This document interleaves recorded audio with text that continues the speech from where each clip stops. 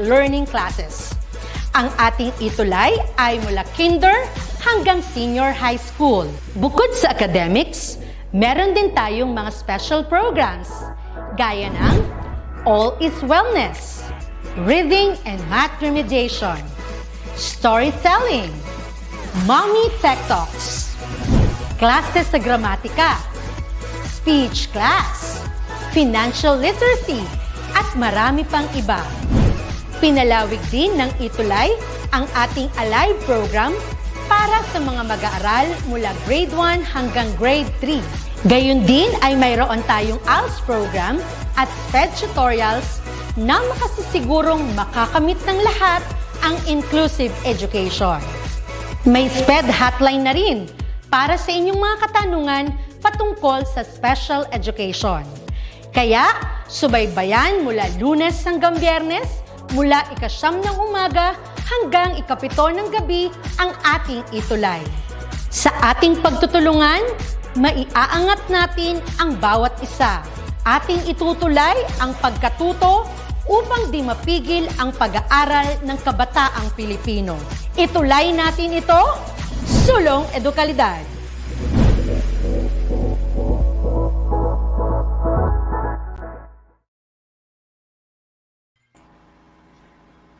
Hello, good morning po, Tutor Liway. Good morning, Tutor Nexel. Kamusta po? Ayan, okay naman po, Tutor Liway. Maganda yung gising ko kasi magsisimula na naman tayo ng panibagong sesyon sa ating ETUlay TLE Grade 8 Exploratory. Yan. Nakikita niyo na po, Tutor Nexel. Batiin po natin ang ating mga manonood. Salamat po sa inyong pag-antabay sa ating ETUlay session sa araw na ito. Ayan. Bago tayo magsimula, Tutor Liway, shout out po muna sa mga kasama po natin sa SDO Angeles City at sa mga guro mula sa Angeles City National Trade School, maging sa mga mag-aaral ng drawing. Mga estudyante ko po nagpapa-shout out. Tutor Liway, ikaw baka may gusto po kayo i-shout out bago po tayo magsimula.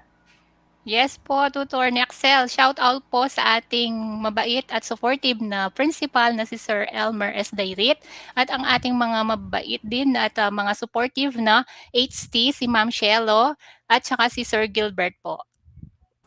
Ayan. Maraming salamat po sa pagsuporta at pagsubaybay sa DepEd ETUlay. Start na po tayo, Tutor Liway. Yes, Tutor Nexel. Ayan. Muli, magandang umaga po sa ating mga magulang at mag-aaral na nakasubaybay ngayon sa DepEd ETUlay. Ayan, para sa ating lesson or session for today, TLE Grade 8 Exploratory Quarter 1 Week 2, determine the types of agricultural crops and also the basic fundamentals of agricultural crop production. Muli, ako si Tutor Nexel, ang inyong millennial tutor kasama si Tutor Liway. Yan, ang ating tutor nanay at si Tutor Mike. Tutor Liway, ano po ang malalaman natin or ang kailangan malaman ng ating mga mag-aaral ngayong araw? Okay, Tutor Nexel, at the end of the lesson, you are expected to do the following: discuss the importance of crop production, classify the different crops according to characteristics, identify gardening crops according to types. So, nasa agriculture pa rin po tayo, week 2. Ayan. For the review of the previous lesson, sa ating mga manonood ngayon, please comment down what is the topic last week that has been discussed and what are the 2 Latin words that describe agriculture. Just comment on the comment section and then ibabasahin po natin siya later on. Ayan, Okay, Tutor Liway. to start off, Tutor Nexel, so we are going to discuss yung pong unang branch ng agriculture, which is agronomy or crop production. So agronomy po is the study of soil, water, and crop management principles and practices. It came from 2 Greek words, which is nomos and which is agros and nomos. Agros is field and nomos meaning management. When we put them together, it forms field management. So it is a science which deals with field management. So we go to the sub-branches of agronomy. nandito po yung horticulture. Horticulture is the science and art of cultivating and caring for plants, particularly flowers, fruits, and vegetables. Now, meron pong tatlong sub-branches ang horticulture. Ang una po ay pomology. Pomology is the discipline of botany that studies all fruits with focus on the science of fruit and nut cultivation. Next po ay yung tinatawag or olericulture is the science and art of cultivating basing on the cultivation of non-woody or herbaceous plant for human use.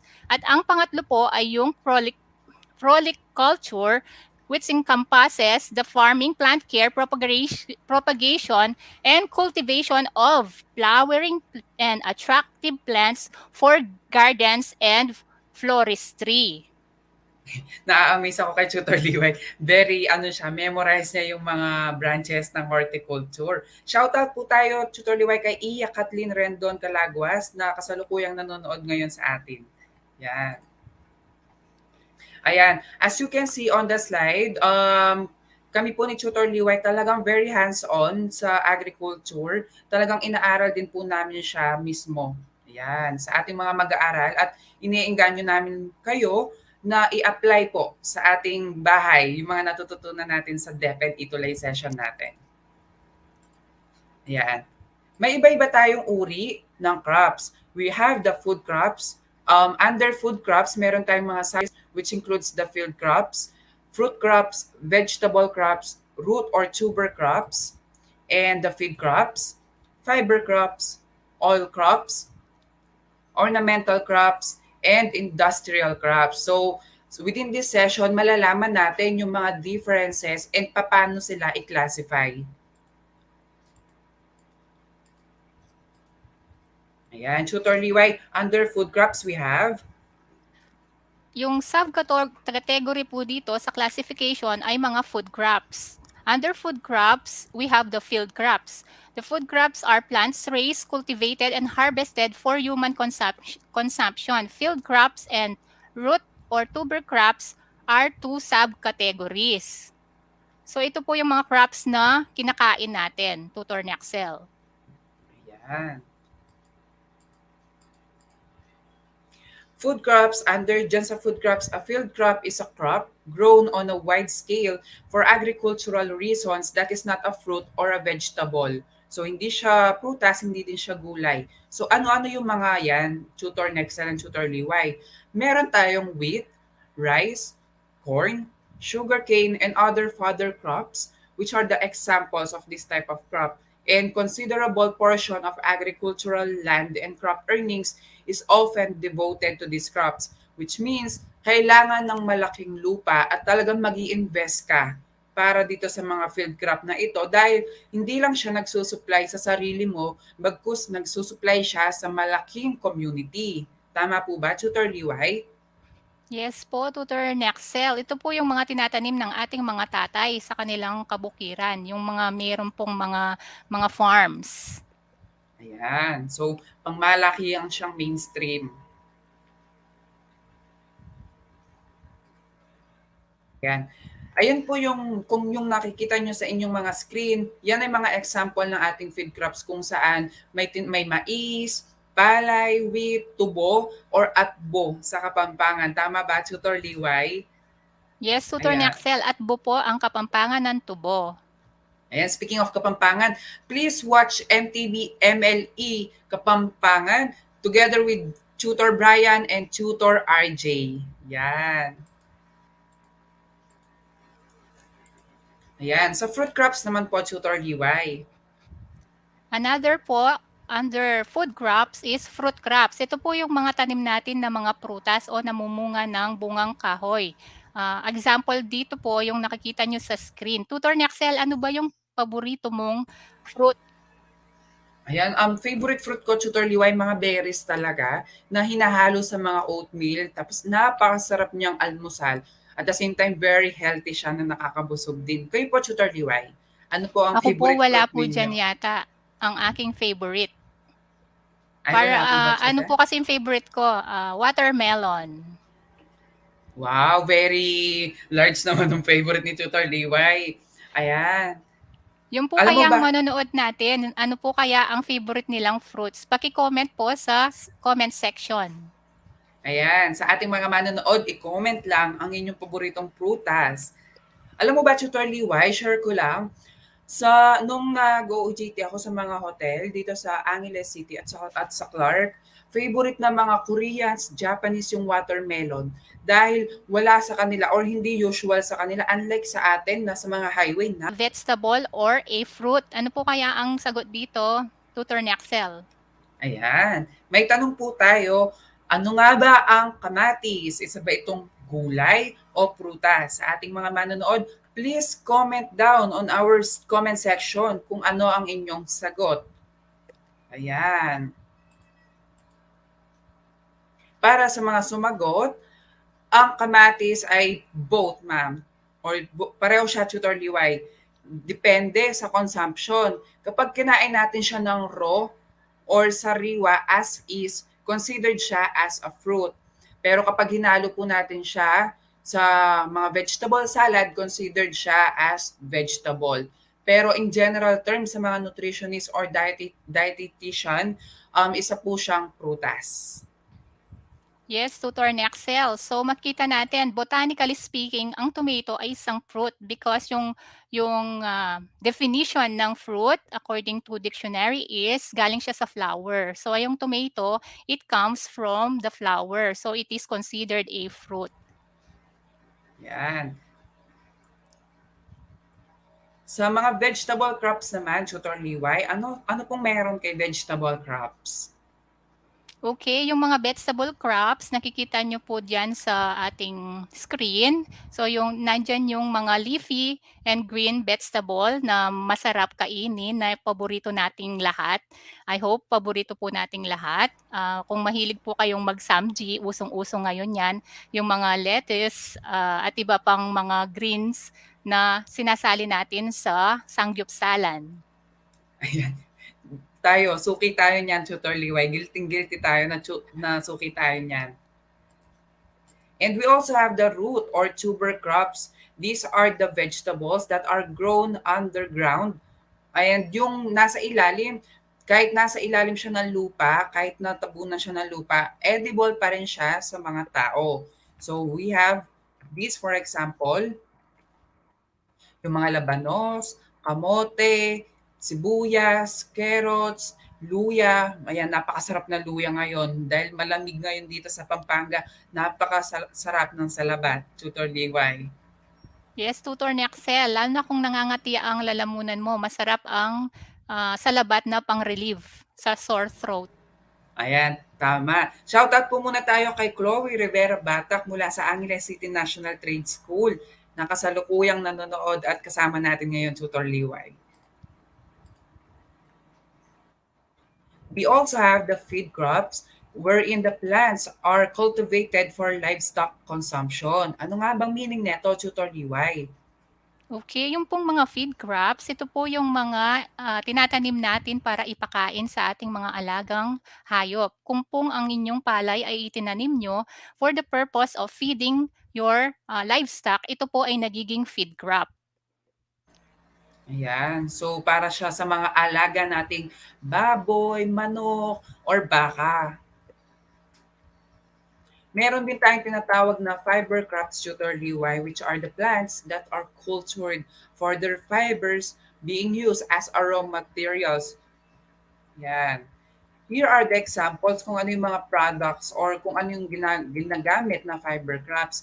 For number one, meron tayong bulak, Tutor Liway. And then for number two, ayan, meron tayong number three and four. Yung number four, ito na yung byproduct or yung outcome ng isang fiber crops.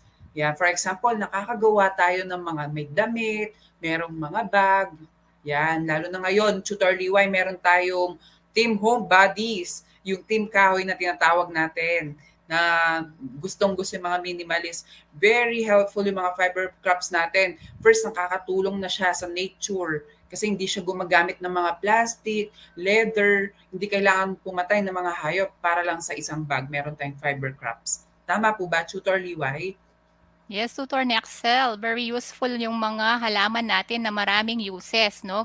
Gamit na natin sila sa ating mga damit. Pwede pa siyang pang bags. Tama. Very useful talaga. At si nature, si Mother Earth or Mother Nature na mismo yung nagpo-provide ng mga kailangan natin. So let's settle as much as possible. Let's settle sa kung anong binibigay ni nature. We also have the oil crops, which are the plants cultivated for use for their oil, as in biodiesel production. Imagine that, Tutor Liway, maging sa mga oil nagpo-provide si nature. Ano nga ba ang mga oil crops na to, Tutor Liway?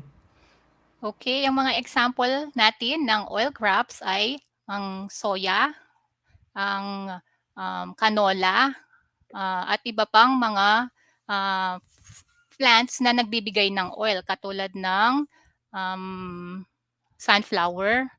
Pwede rin yung coconut. It gives us coconut oil. So napakadami pong source ng oil sa ating palm. Pwede rin po yung palm. Tama ba ako, Tutor Liway? Itong number 3 na naka-flash sa ating screen ngayon ay sesame.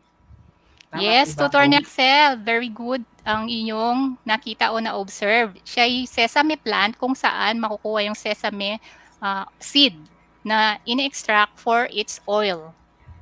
Wow, imagine, pati oil, very nutritious. Hindi na natin kailangan gumamit ng mga manufactured lang talaga. At the same time, healthy na siya, nutritious siya, hindi pa talaga siya nakakasira ng kalikasan. Ayun naman ang pinopromote natin dito sa agriculture, Tutor Liway. Tama po ba? Yes po, Tutor Nexel. Yan, mga flower. Let's go on to ornamental crops. These are the plants grown primarily for decorative purposes, particularly in gardens and landscape design projects. Ito yung mga design. Kagaya sa akin, Tutor DY. Meron ako ngayong golden photos. Ayan. Nakikita niyo po ba siya, mga manonood natin? Tutor DY, nakikita mo ba siya? Yes, Tutor Nexel. Ayan, ito yung plans ko talaga na nasa room para pampaganda lang ng minimalist vibes. Ano-ano nga ba yung mga ornamental crops na yan, Tutor DY? Okay, yung mga examples po natin ng mga ornamental crops, ito po yung mga halaman na ginagamit natin pang beautify ng ating surroundings, even our homes, our own rooms, no? Meron po tayo ditong mga naka-flash sa ating screen. Please comment sa comment section po kung you have this in your homes, kung pa-identify po kung kilala niyo po ang mga plants or crops na ito. Ayan, sa ating 4,000 viewers, please comment down on the comment section below kung ano yung familiar kayo na bulaklak, kung may nakita na ba kayo sa paligid ninyo ng mga ganyang halaman. Sa akin, Tutor Liway, familiar ako dun sa number 6 and 3. Kasi yung number 3, meron kami niyan sa aming terrace, napakadami, iba-ibang kulay.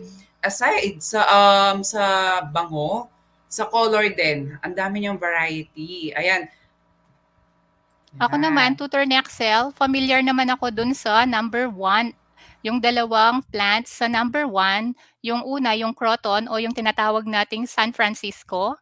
At saka yung isa naman, yung chichirica sa local name niya, pero ang pangalan niya sa English ay periwinkle. At tinatawag din siyang vinca. Wow, ayan pala yung tinatawag na periwinkle. Ang ganda naman ng pangalan. Dati nakikita ko lang siya sa SM. Ano tong periwinkle na to? Kapatid ba siya ni Tinkerbell? Ganon. So flower pala siya.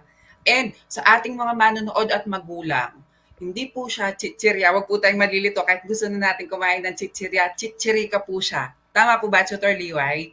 Yes, Tutor Nexel. Ayan, periwinkle. Hindi siya kapatid ni Tinkerbell. Ayan siya. We also have the industrial crops. These are the plants grown for their biological elements, which are employed in the production of non-edible goods, or sometimes they are edible goods in the industrial operations. Ano-ano nga ba yan, Tutor Liway? Okay, so yung mga examples po natin dito, nakita niyo po merong sahuran yung isa. Are you familiar with that picture yung pong mga manonood, please comment on the comment section if you are familiar with yung pong may white na sahuran, kung ano yon. Meron tayong mga sunflowers, no? Okay, so dun sa mga sumagot po, ang nakikita nyo po ay rubber tree. So this is used in industrial operations, no? Ginagamit po ang rubber sa paggawa ng mga gulong at mga rubber bands, yung mga anything which is made of rubber. Ayan, ang galing-galing naman. Tutor Liway, etong mga sunflower, aside sa ano siya, maganda, nagagamit po ba siya as an ornamental plants? Yes, tutor ni Axel, maraming gamit ang sunflower. In fact, kung meron kang mga birds, pwede pakain yung seeds niya sa mga birds. Favorite siya ng mga birds. At masarap din siyang kainin kasi rich in vitamins and minerals yung seed ng sunflower. And also, it is used as a cut flower. Ginagawa siyang cut flower katulad ng mga roses.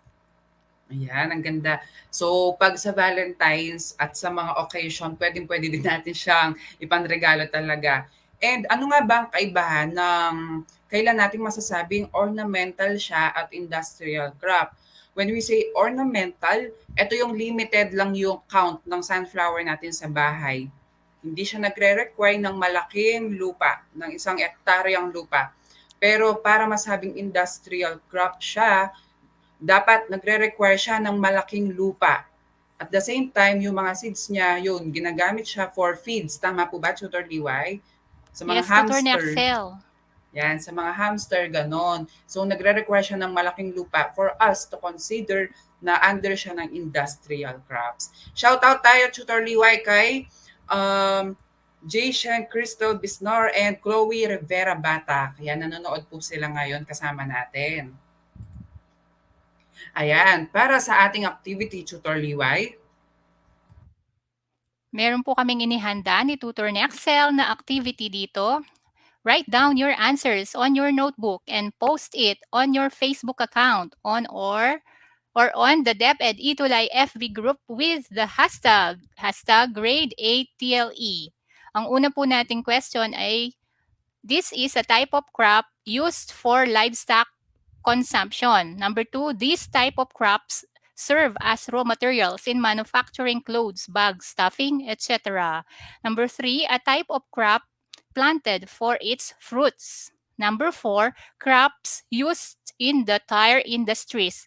And number 5, crops grown for their decorative value.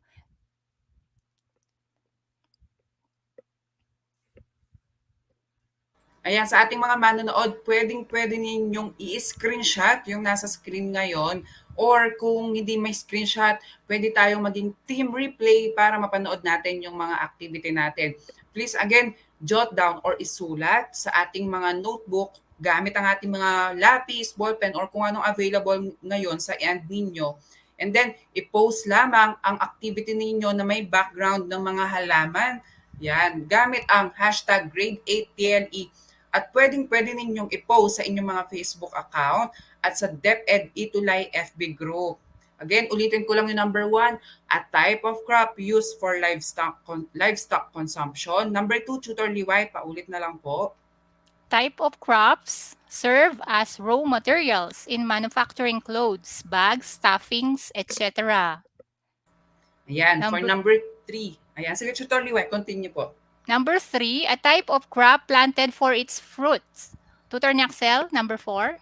Yan. Number 4, crops used in tire industries. And for the number 5, crops grown for their decorative value. Yan. Sa mga mahilig mag-design ng bahay, Tutor Liway, pwedeng-pwede yan.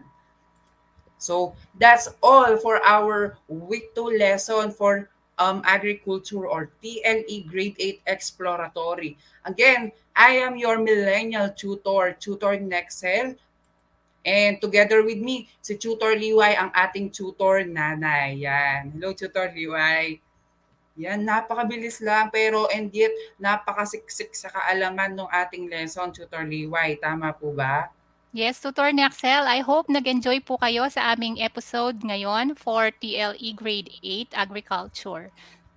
Ayan, maraming salamat sa ating 5,000 viewers, Tutor Liway.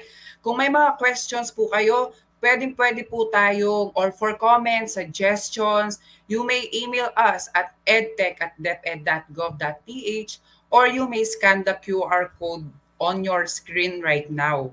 Kung may mga feedback po kayo na gustong iparating sa amin, yan. And up next, please watch TLE Grade 9 together with Tutor Michael and Tutor Mary May. Yan. Tutor Liway, baka bago tayo mag-end, may gusto po kayong i-shoutout. Yes, shout out sa mga students sa ACNTS, Angeles City National Trade School. And shout out po dun sa mga nag-response or nag-comment last week, Sir Nexel. Napakaganda pong mabasa yung mga comments nyo. Thank you so much po. Ayan.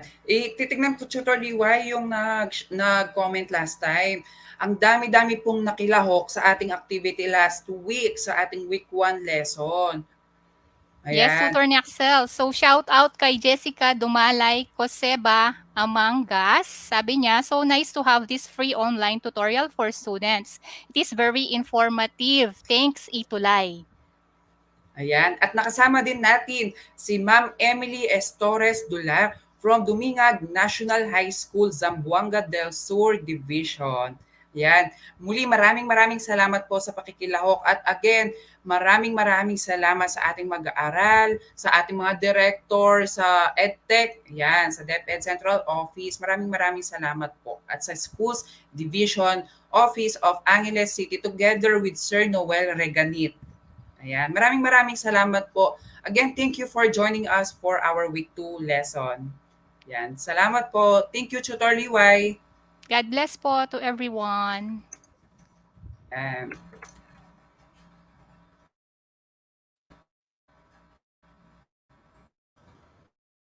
Ito, paalam po.